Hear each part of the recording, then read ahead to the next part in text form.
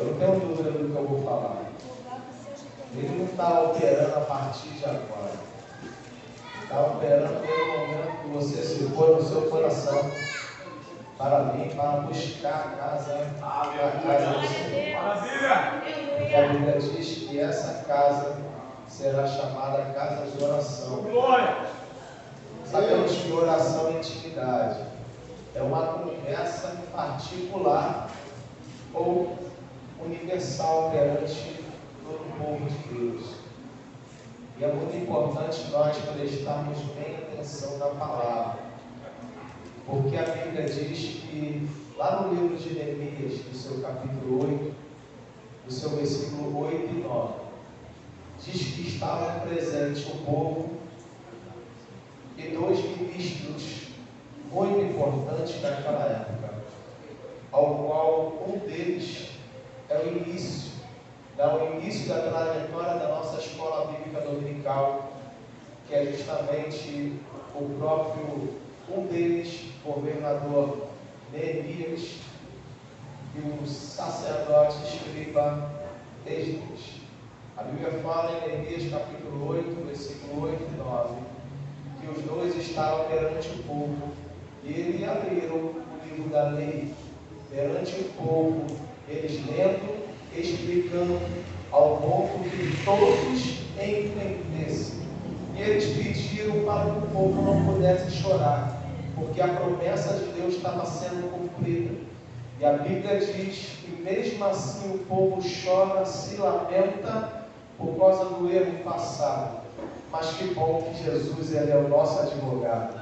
E a Bíblia diz que mesmo eu e você sendo pecadores, ele ainda continua justamente nos justificando através da sua graça, da sua palavra, e o verbo ele se está presente aqui nessa noite. Aleluia. Amém? Maravilha! Eu quero poder trazer uma introdução sobre o que nós vamos falar nessa noite. Querida, a Bíblia é tão maravilhosa que eu amo falar da palavra de Deus. Sabemos que a Bíblia ela contém 66 livros. Entre eles, 31.173 e algumas traduções, 74 versículos. Eu tenho certeza que pelo menos uma tu vai agarrar nessa noite.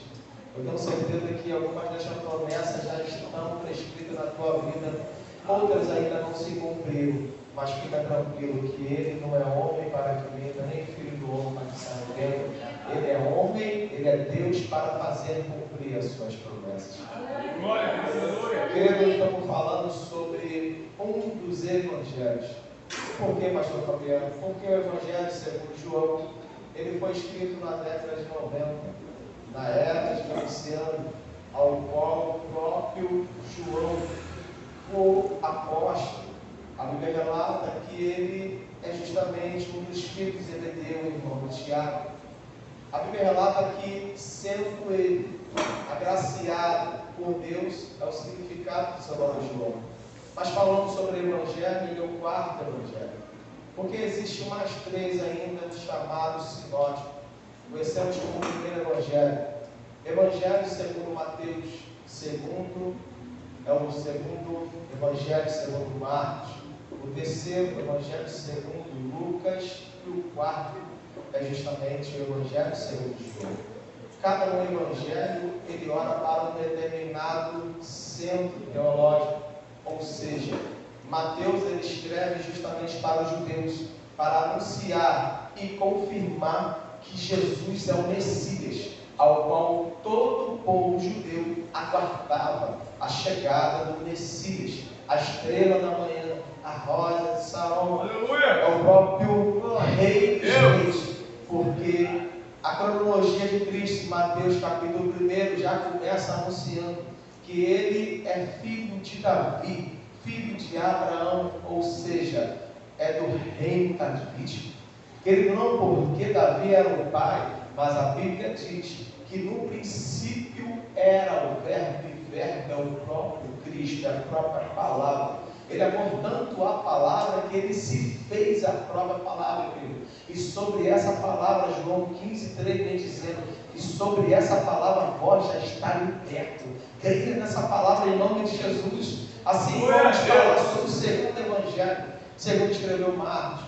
Marcos ele escreve para os romanos, para identificar Jesus como servo. Servo sempre em atuação, sempre em trabalho, em obras. Assim foi Cristo, justamente na sua trajetória, sempre fazendo obras, sempre edificando famílias, falando sobre o culto de família que é hoje, querido. Jesus ele está trabalhando ainda na sua vida, na sua história, querido. Eu não tenho dúvida do que eu vou falar. Uma linda história está para percorrer sobre a tua vida nessa noite. O terceiro evangelho é chamado como Lucas. Lucas ele escreve para os gregos. Nós vamos ver isso nas duas cartas que ele escreve. O Evangelho segundo Lucas e Atos Apóstolos. As duas foi por excelentíssimo Teófilo. Nós vamos ver isso através do seu primeiro capítulo e o versículo 1. A Bíblia fala que justamente Lucas ele escreve ditando Cristo como um homem perfeito, porque Lucas ele era um médico amado. A Bíblia fala sobre isso, e ele justamente vendo perfeição em Cristo, não porque ele andou com Cristo, mas através dos ditos anúncios sobre os seus ouvidos, ele escreve Jesus como a mais perfeita coisa. E nós vamos ver o Evangelho segundo Lucas através desde o nascimento até a ascensão de Cristo. E por fim, nós vamos falar e iniciar o Evangelho segundo João. O Evangelho segundo João é um Evangelho universal. É um Evangelho universal para todos. Não é porque é o Evangelho de uma denominação, não. É o Evangelho para toda a nação, para todos os povos. O Evangelho de João ele é um Evangelho mais teológico. É o Evangelho que fala sobre algo do céu, sobre o início. Nós vamos ver uma análise também de Gênesis capítulo 1, falando sobre o princípio também. Então João, através das Escrituras, a Bíblia diz que toda a Escritura ela é inspirada por Deus. Então nessa noite, querido, assim como foi no passado, hoje também, sem inspiração do Espírito Santo, sem inspiração divina, é impossível aplicar a palavra com verdade. Então nós temos que ter a cada momento que nós falamos, vivemos, nós temos que ter inspiração da parte de Deus. Porque é impossível algo for revelado no céu se do próprio céu não for dado. Toda a nossa vida, trajetória, querido, a Bíblia diz ser santo, assim como eu sou, no verbo presente, eu sou santo. O próprio Deus anuncia, seja santo, seja separado, porque eu sou santo. Ele é santíssimo. A Bíblia fala quando 3 vezes, Isaías capítulo 6 relata sobre isso, que os anjos adoram dizendo, santo, santo, santo, és o Senhor dos exércitos. Porque ele não está dizendo que ele é só santo, pelo contrário, ele é perfeito, ele é santíssimo na sua perfeição. Não há variação de imperfeição nele. Ele é o perfeito, ele é rei, mas também ele se faz também como um servo. Ele vem dizendo, eu não vim fazer aquilo que eu quero fazer, mas vim fazer aquilo da parte do meu Pai. Assim tem que ser as nossas vidas, querido. Porque o próprio verbo, ele é que conduz a nossa vida. Porque sem uma condução do Espírito Santo, querido, nós ficamos assim como um cego. E a Bíblia diz que é impossível um cego guiar outro cego. Porque tendo-se um buraco, uma pedra perante ele, os dois vão cair. Agora, se tiver luz no caminho, as trevas, a palavra de Deus diz, a luz resplandece nas trevas, e a treva não resplandece contra a luz. É impossível as trevas ganhar a luz. E a Bíblia diz que Jesus é a luz. E sobre a sua vida, querido, habita uma luz tão intensa, que quando chegar o momento certo de todo o povo de Deus está lá no reino dos céus, não precisaremos da luz do sol e nem do reflexo que as estrelas dão através da luz do sol, porque o próprio Deus será a nossa luz, e não haverá mais noite, e haverá só dia, porque o próprio dia, a própria luz estará no meio do seu povo. E a Bíblia diz no Apocalipse capítulo 1 que ele mesmo, João, ao qual escrevendo 5 livros, ele diz que o próprio Deus se fez perante ele, e o anjo do Senhor estava entre ele, e ele é tomado. E a Bíblia diz também que os seus cabelos eram brancos como a neve, os seus pés como latão reluzente, os seus olhos como chama de fogo, e a sua boca, querido, saía uma espada, como uma espada de fogo, que é hoje que nós estamos falando, essa verdadeira espada, que é a palavra de Deus nessa noite. Querido, você pode glorificar a Deus, não a pastor Fabiano, porque eu não mereço, mas é Deus nessa noite, falando comigo e com você, através da Escritura. Glória! Meu Deus! Aleluia! Jesus é o verbo, e verbo presente, nunca ausente. Ele é o bem presente nas nossas dificuldades, na nossa tribulação, querido. Salmo 91, versículo 4, na parte B, vem dizendo: a sua verdade é escudo e proteção. Aleluia! Querido, a palavra de Deus, o próprio verbo é o teu escudo no meio da batalha. Porque Êxodo capítulo 14, versículo 14 vem dizendo: eu pelejarei, o Senhor pelejará por vós, e vós calareis. Então continua, querido, orando, continua perseverando, que o verbo está contigo, presente na tua família. Mas não podemos esquecer, querido, que o verbo, como a Bíblia diz, acompanha comigo, eu gosto que o povo acompanha junto comigo. Versículo 1, no princípio era o verbo estava com Deus, e o verbo era Deus. A Bíblia diz que, enquanto o povo, durante 400 anos, entre Malaquias e Mateus, aguardava uma promessa. Pastor Fabiano, que promessa é essa? A promessa que o Messias ia chegar entre eles, ia salvar toda a nação judaica, toda a nação do povo de Deus. E o povo aguardava. 400 anos se passaram. Deus envia justamente um enviado. Não é esse João ao qual escreve as 5 cartas. Pelo contrário, é um João chamado Batista, que lá no deserto ele vinha caminhando e pregando a palavra com verdade. A Bíblia diz que no meio do caminho ele encontra Herodes, querido, mas ele começa a anunciar um Deus ao qual todo o povo esperava a sua vida. Depois de 400 anos aguardando, querido, depois de um tempo, de um calar de Deus, querido, o povo parece que estava desesperado, não aguentava mais o povo de Roma trazendo açoites e com uma liderança cruel.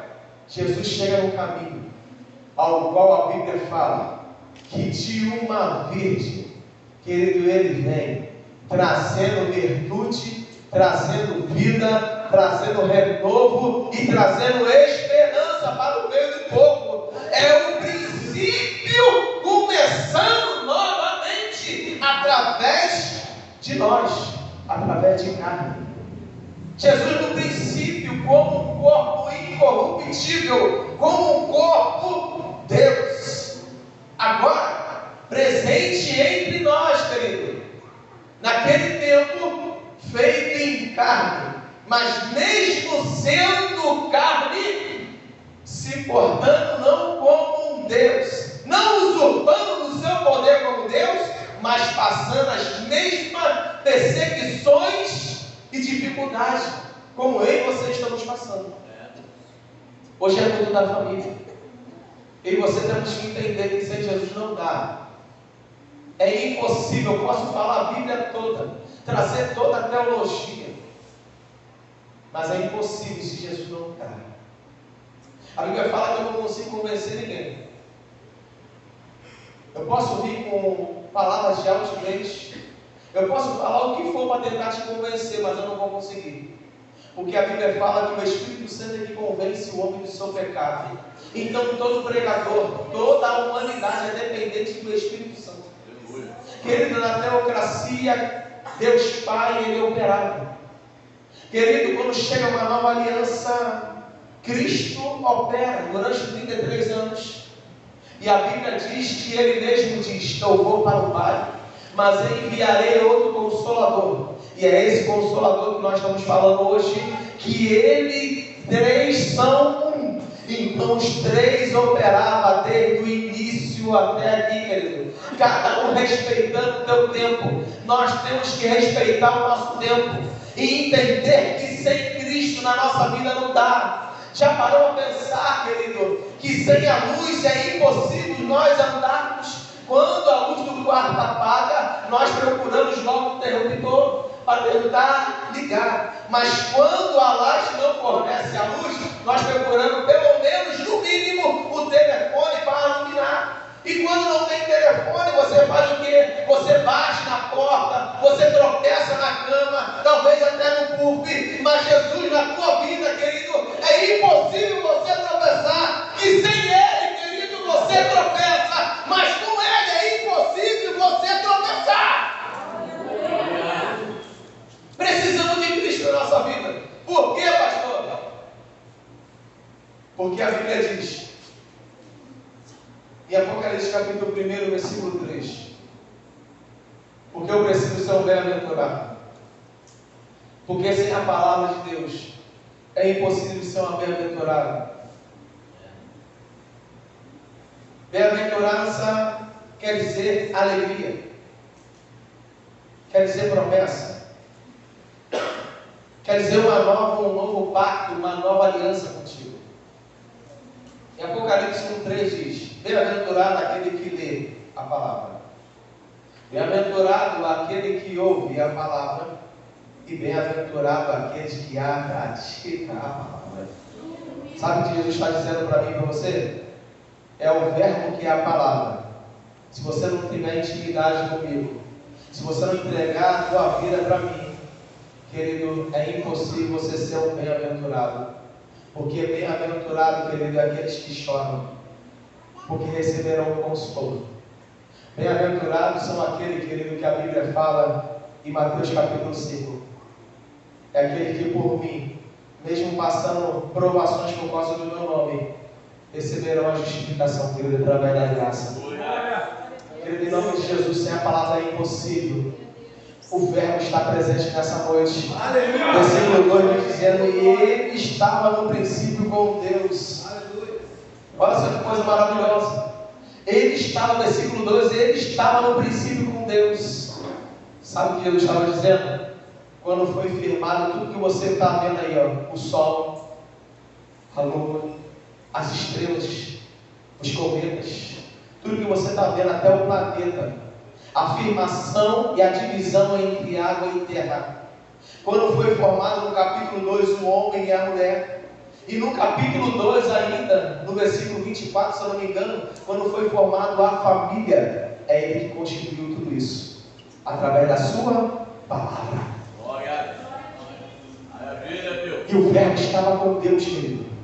E a Bíblia diz no versículo 8, ele estava no princípio com Deus. É Jesus dizendo: antes de você se formar, antes que você se formasse no ventre da tua mãe, assim como ele falava para Jeremias, ele já tinha te constituído profeta nessa terra. Ele já tinha te constituído, querido, para ele. Ele já tinha te separado para ele. Ele já tinha visto já toda a tua história, desde o princípio até o final da tua trajetória. E ele não abre mão de você, querido. Evangelho segundo João, capítulo 3, versículo 16. E que Deus amou o mundo de tal maneira que deu o seu único filho, filho unigênito, para que todo nele crê não pereça, mas tenha vida eterna. Ele não poupou nem mesmo o seu filho por causa entendeu? Que me cativa a adorar a Deus. Que o mesmo eu pecando, sendo pecador, versículo 17 ele vem dizendo, João capítulo 3, versículo 17, que o próprio Deus enviou o seu Filho não para julgar o mundo, ou seja, não para julgar nem eu nem você, mas para que eu e você sejamos salvos. Lucas 19, 10 vem dizendo, Evangelho segundo Lucas, capítulo 19, versículo 10, Jesus vem dizendo, porque Jesus veio buscar e salvar o que havia se perdido. Lucas 19, 10. Querido, em nome de Jesus, quantas pessoas entram na casa do Senhor perdida sem saber o que fazer? Sabe o que é isso? Você precisa ser orientado através da palavra. Jesus, ele estava dentro do teu início, ele consegue ver o teu passado, ele sabe o teu passado, porque ele é onisciente, querido. Ele conhece o teu passado, o teu presente e o teu futuro. Ele é onisciente. Maravilha! É impossível, talvez você não consegue ver o que está na tua frente, mas Jesus, ele tem um olhar, querido, não um olhar de vidente, mas um olhar que ele mesmo tem. Esse é um dos atributos que só ele tem, a onisciência. Ele consegue entender o que está dentro do seu pensamento, da sua mente, dentro do seu coração. Ele consegue entender a tua dificuldade até você chegar aqui. Quanta dificuldade que há para você vir para o culto. Mas o Senhor nessa noite ele vem dizendo, sou eu agindo na tua vida. Fica tranquilo, porque eu estou no controle da tua história. Ele quer você. Ele não vai perder você para o mundo. Ele não vai. Versículo 3, a Bíblia diz, todas as coisas foram feitas por ele, por intermédio dele, e sem ele nada do que se foi feito se fez, querido. Nada que se foi feito se fez sem ele. Então ele fez você, para que você hoje pudesse estar adorando. O ser humano, ele foi feito para a adoração. Os anjos entenderam isso, apesar que alguns não entenderam. Lúcifer e os seus anjos caídos não entenderam, é por isso que eles foram expulsos do céu. Mas a grande maioria entenderam. E é por isso que no salão do Senhor, dos santos santos, eles clamam dizendo, Santo, Santo, Santo, és o Senhor dos exércitos. E a sua glória, a sua graça, encha esse lugar. É essa paz, já reparou? A paz que você está sentindo nesse momento? Parou para pensar que você não está pensando na dificuldade que você veio sair da tua casa até chegar aqui? Mas nesse momento você sente a graça. Pastor, eu estou sentindo algo que eu nunca senti na minha vida. É a graça de Deus na tua vida. E a graça é salvadora. Deus. Ela te justifica. Você não precisa de um juiz, porque ele será o teu juiz. Você não precisa de advogado, porque ele é o teu advogado. Então você precisa de alguém bater o martelo a teu favor. Querido, pode ter certeza que existe um advogado para ir ao teu favor, mas também existe um juiz para bater o martelo pela tua causa, querido. Ele agarra a tua causa. É impossível Deus anunciar a sua palavra, pelo menos em 66 livros. Eu nunca vi Deus perder. Eu nunca vi. A Bíblia fala, querido, em Salmo 91, versículo 7. Pode cair todo mundo. 1000 cairão ao teu lado, 10.000 à tua direita, mas tu não será atingido. Já viu aquele momento que você recebe o livramento? Você fala, meu Deus, quantas pessoas foram atingidas, quantas pessoas morreram, mas o Senhor ainda tem sido fiel comigo. Mesmo eu não sendo fiel contigo, o Senhor tem sido fiel. Ele é perfeito, assim como Lucas anuncia o Evangelho, que tem o seu próprio nome. Ele é perfeito na sua perfeição. Ele não tem variação, meus presbíteros e ministros. É impossível Deus errar. Ele pode mudar o seu pensamento, mas errar não, porque ele é perfeito. lembra? Segundo livro de Reis, capítulo 20, o rei Ezequias, Isaías chega perante o rei e fala: ó, arruma a tua casa, que acabou para você. Ele olha para a parede e começa a orar. A Bíblia diz que ele toma uma nova sentença. Profeta, volta de novo. Cativou meu coração. Não tem para onde correr.